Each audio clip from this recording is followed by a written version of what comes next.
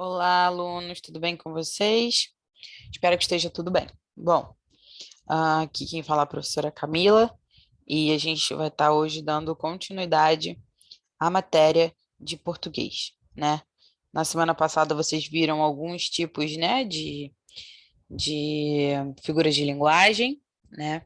E hoje a gente vai continuar, né, nessa parte de expressividade na língua, né, que vai trazer outros tipos de figura, né? Calma aí que não quer passar. Isso.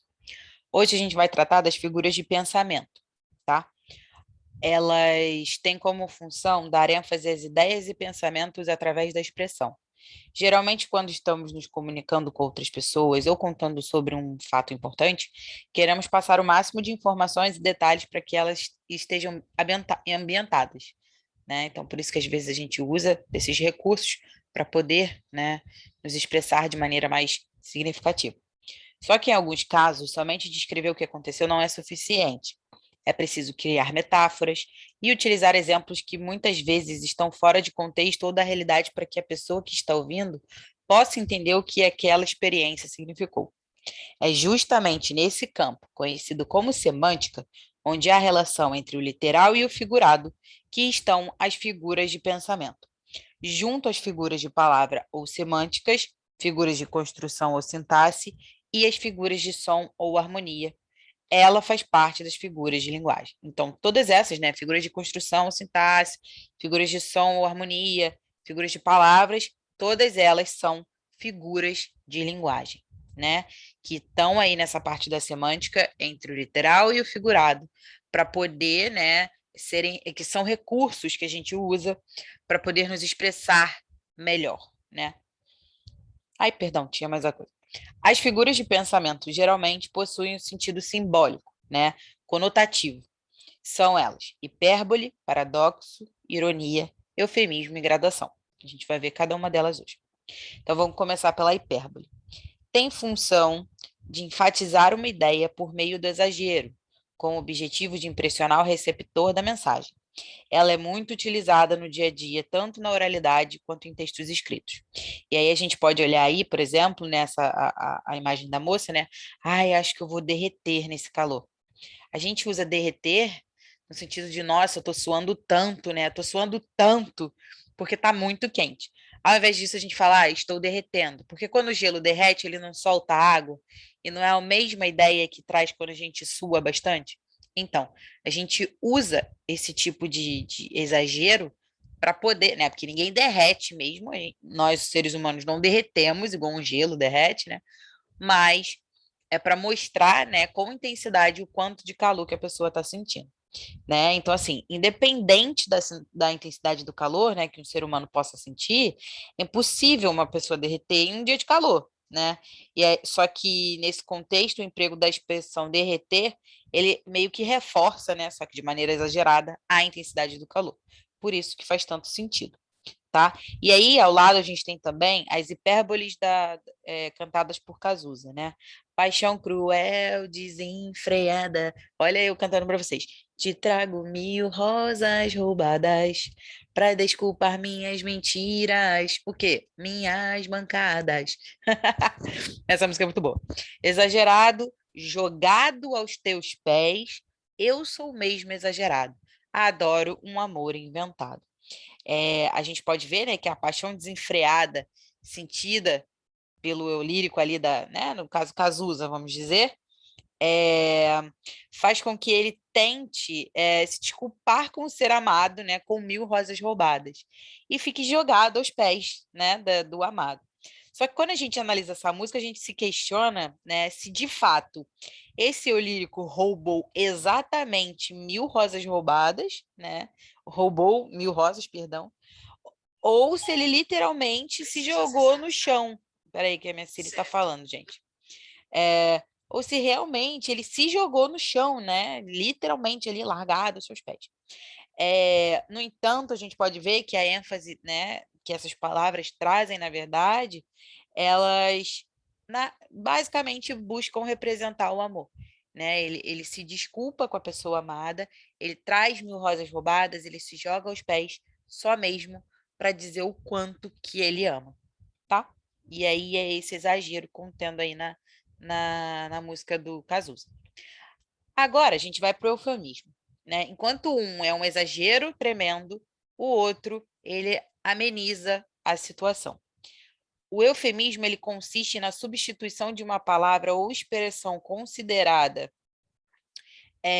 moralmente ofensiva ou desagradável por conta de sentido, por outra de sentido mais agradável. Então, substitui uma que não é moralmente bem vista, né, não é bem aceita, para uma que é mais agradável. Culturalmente, há certo receio em pronunciar determinadas palavras. Por isso, no lugar delas, empregam-se termos mais suaves, a fim de não chocar o interlocutor nem causar desconforto. Então, por exemplo, né, nesse trecho aí de uma novela de João Guimarães Rosa, né, Manuelzão e Miguelim, perguntam pro autor, né, pro Miguelim, no caso. E seu irmão Dito é o dono daqui? Não, meu senhor. O Ditinho está em glória. Aqui, nesse trecho, né, presente nessa novela, como eu disse, o Miguelim ele é questionado sobre o irmão dele, né, que é chamado Dito, né, e de quem ele sentia muita falta e que faleceu. O irmão dele ele morreu há algum tempo. E aí, por isso, né, para amenizar o modo de tratar esse assunto, do fato dele ter morrido, né, e até mesmo dar essa notícia para as pessoas, o que ele faz? Ele opta por responder ao outro personagem, né, que o irmão ele está em glória, né? Na verdade, ele faleceu, mas ele está na glória, está em glória, né? Ele está num lugar melhor e tal. Então, isso é o eufemismo, tá bom? Agora vamos para o paradoxo. Ele ocorre quando são utilizadas expressões que transmitem significados contraditórios. Ou seja, existem duas ideias cuja coexistência não faz sentido em uma perspectiva lógica. Assim, o uso dessa figura de estilo atribui um novo sentido à imagem que se pretende criar. Então, por exemplo, temos ali, ó, fiz o que não devia não. Compus uma canção sem letra ou melodia. À meia-noite ardia, meu sol que sem razão legara de antemão trevas ao meio-dia. A gente pode perceber, né, através desse trecho que a gente leu, né, que logicamente não faria sentido compor uma canção sem melodia, né? Ah lá, fiz o que não devia não. Compus uma canção sem letra ou melodia. Como é que você compõe uma canção sem melodia? Não tem como, né? Porque a canção é para ser cantada, não é para ser recitada, né? Como um poema, talvez. Então, não existe. É logicamente contraditório, né?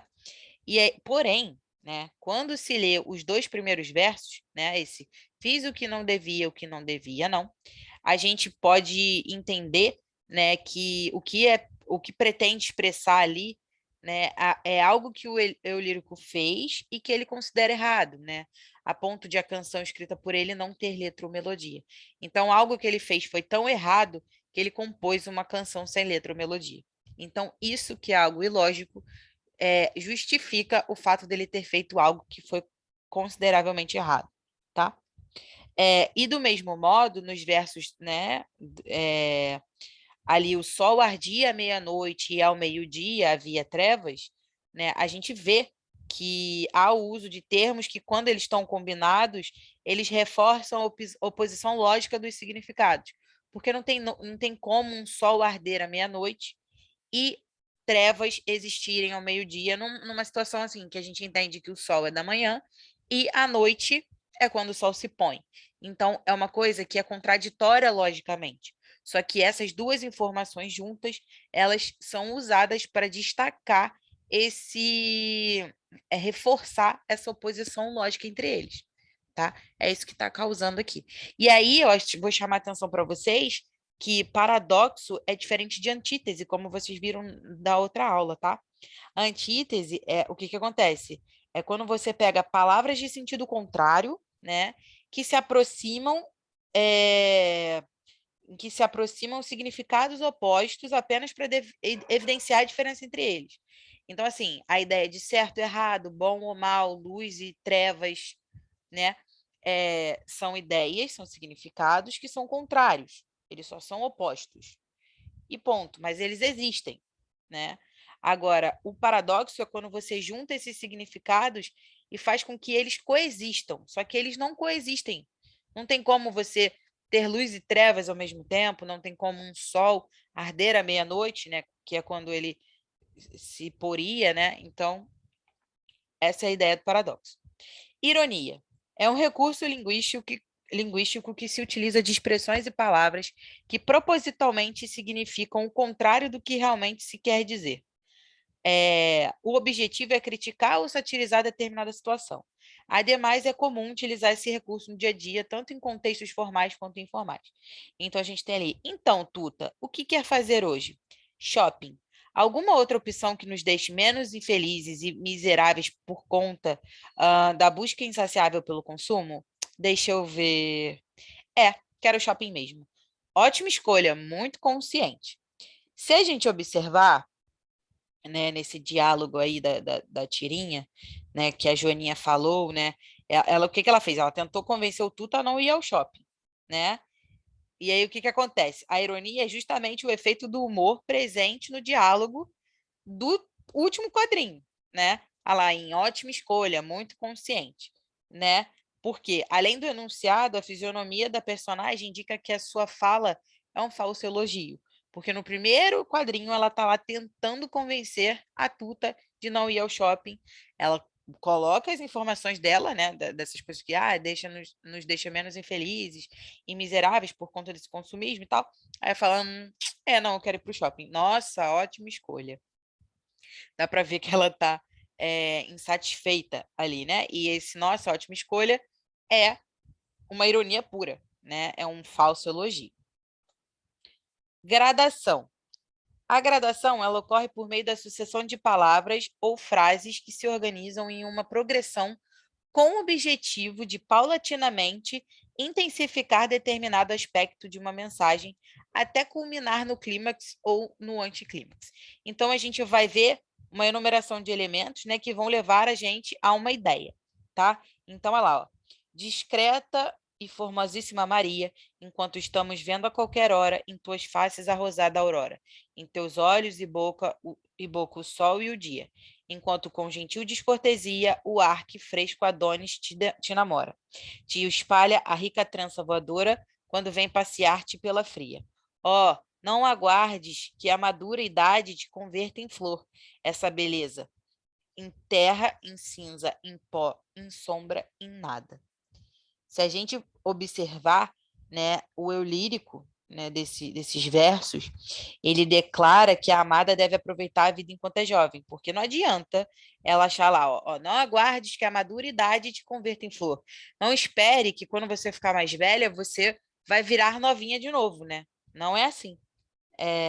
Então, a gente pode perceber, né, que nesses versos destacados, a progressão ela é construída de maneira que se inicia no vocábulo terra, né, e termina em nada, né, o que evidencia uma gradação descendente, né, que vem de algo que é concreto e vai se desfazendo até algo que se torna abstrato. Porque olha lá, ó, não aguardes que a maduridade te converta em flor, essa beleza. Em terra, em cinza, em pó, em sombra, em nada. Imagina, algo existe na terra e aí ele vai se desfazendo, vira cinza. De cinza ele vira pó. De pó vai virar somente a sombra. E depois da sombra, a sombra vai embora. A nada. Então, de algo concreto, nós vamos até algo abstrato para comprovar, né, através dessa gradação, que a maduridade não vai converter a pessoa em flor em nada. Né? Ela vai, na verdade, tirando e reduzindo a nada, tá? Até uma morte, talvez, né? Uma ideia de que até ela né, crescer e amadurecer e falecer, essa bela idade vai se perder, né? Essa bela juventude. E aí tem um outro trecho. Pois se os animais iam e tornavam a semelhança de um raio, como diz o texto que quando iam não tornavam? Porque quem vai e volta como um raio não torna. Ir e voltar como raio não é tornar, é ir por diante. Assim o fez o semeador do nosso evangelho. Não desanimou nem a primeira, nem a segunda, nem a terceira perda. Continuou por diante no semear, e foi com tanta felicidade que nesta quarta e última parte do trigo se restauram com vantagem às perdas do demais. Nasceu, cresceu, espigou, amadureceu, colheu-se, mediu-se. Achou-se que por um grão multiplicara certo. Et fecti fructum centuplum. Aqui, o que acontece, né? Diferente do poema de Gregório, né, que a gente leu aqui, né, Gregório de Matos, né, da Bela Juventude e tal, a gradação ela é feita, na verdade, de uma forma ascendente. Ela vai com o emprego de vocábulos que se iniciam com nasceu e termina em mediu-se, né? A gente vê como se realmente a pessoa vai crescendo, a evolução da pessoa. Por isso que é ascendente, né, do menor para o maior. Nesse excerto, né, o padre Antônio ele fala sobre o crescimento do trigo, né, que sofre uma ascensão desde o plantio até a colheita. Por isso que essa ideia do crescer, né? Então a gente vê lá, ó, nasceu, cresceu, espigou, amadureceu, colheu-se, mediu-se e achou-se, tá? E ainda mais tem, né? Além desses poemas, nós temos também, na verdade, uma notícia, né? Olha lá, o Wi-Fi Brasil leva a internet a mais de 13 mil pontos remotos do país. Internet gratuita chega a 8,5 milhões de pessoas no interior. São cerca de 8 horas de viagem para chegar à comunidade indígena Guató, localizada no Pantanal Sul-Mato-Grossense. Mas não são 8 horas de carro, não, são 8 horas de barco. E de barco rápido, conta o cacique Oswaldo Correia da Costa. Para comprar mantimentos, precisamos de um barco maior. Aí são 3 dias navegando pelo rio. Se a gente perceber, a gradação ela ocorre, né, nessa notícia na indicação da hora, né? Da hora e os meios de transporte necessários para chegar à comunidade indígena. Então, a gente pode ver que esse recurso da gradação ele é empregado tanto em textos literários quanto em textos jornalísticos também, tá? Bom, agora a gente viu as figuras de pensamento, agora nós vamos ver as figuras de harmonia, né? As figuras de som ou harmonia são aquelas que utilizam a reprodução, repetição ou imitação de vogais e consoantes para intensificar a expressividade do texto. Esse tipo de figura de linguagem enfatiza os fonemas. Peraí, me perdi. Os fonemas são sons elementares produzidos pelos nativos de determinada língua durante a formação de palavras. Muitas vezes, os falantes usam os fonemas, que são representados pelas letras, para causar efeitos nos ouvintes. O objetivo é destacar a sonoridade da mensagem para gerar significados. É o que acontece quando escolhemos, por exemplo, a expressão sh para como forma de pedir silêncio ou bum para imitar o som de uma explosão, né? E aí, né, entendendo isso, vamos ver aí esse excerto, né? Ode triunfal. A dolorosa luz das grandes lâmpadas elétricas da fábrica, tenho febre e escrevo. Escrevo rangendo os dentes, fera para a beleza disto. Para a beleza disto totalmente desconhecida dos antigos. Ó rodas, ó engrenagens, rrr, eterno.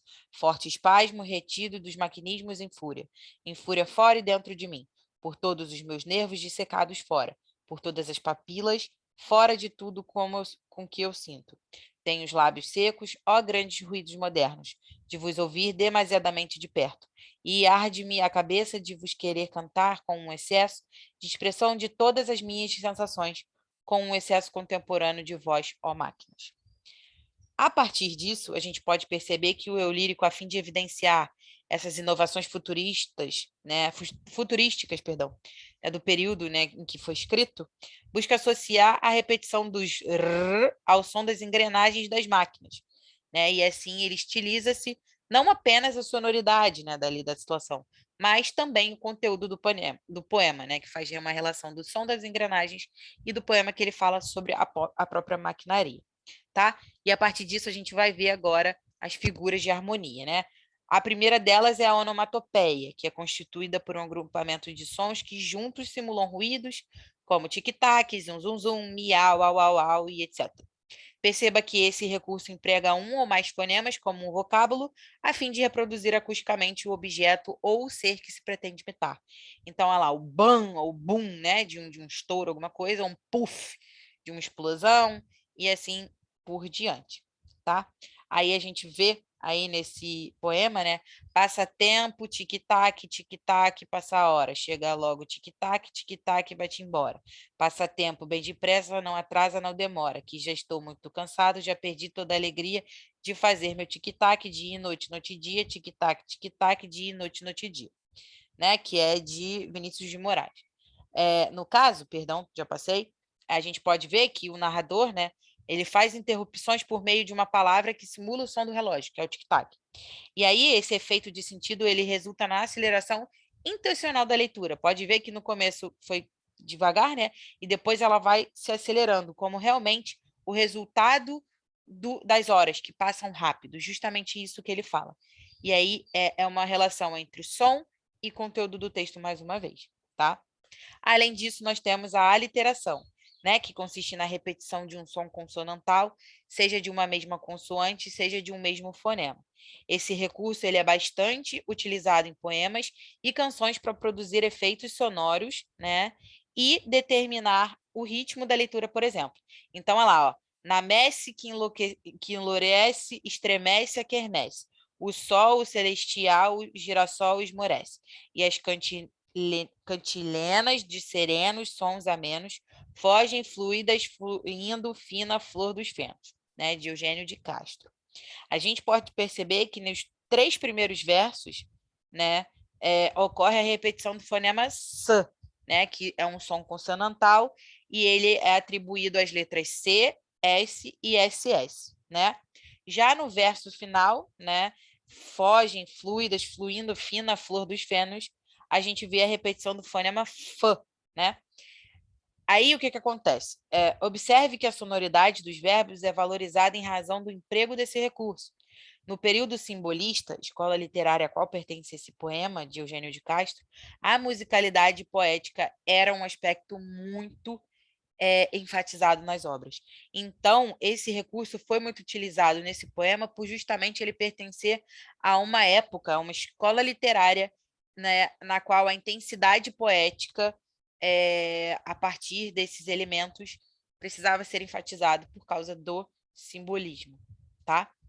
Bom, a gente acaba aqui, né? Até a próxima aulinha, pessoal.